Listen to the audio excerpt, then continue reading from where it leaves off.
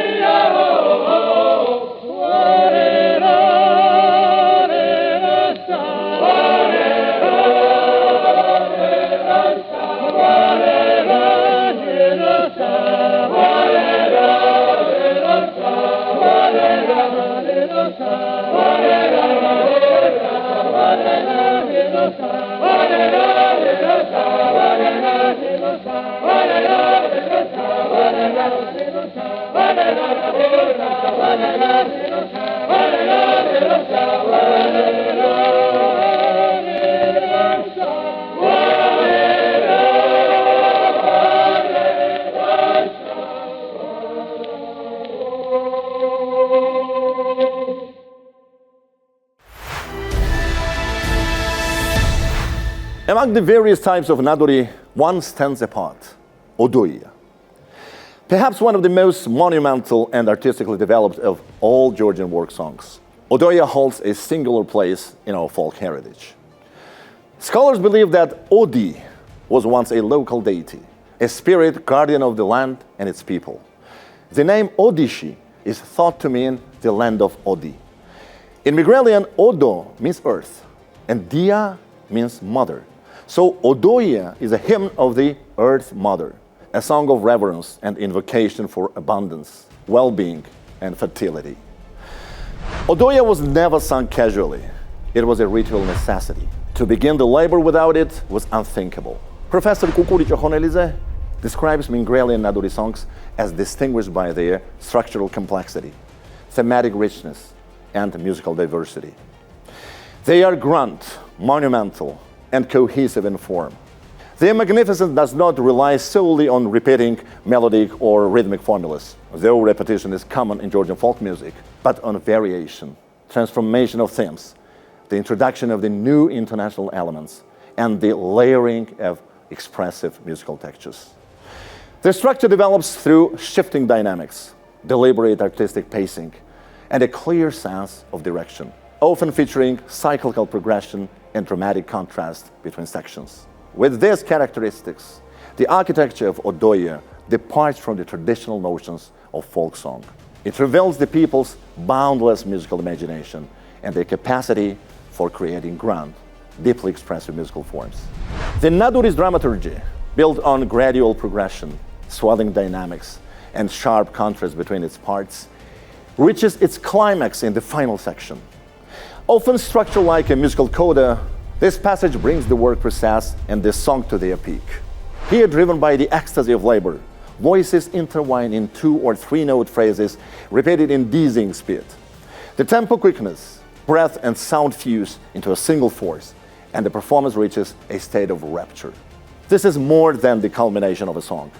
It is the apotheosis of labor itself, a moment of catharsis that turns toil into triumph. Oh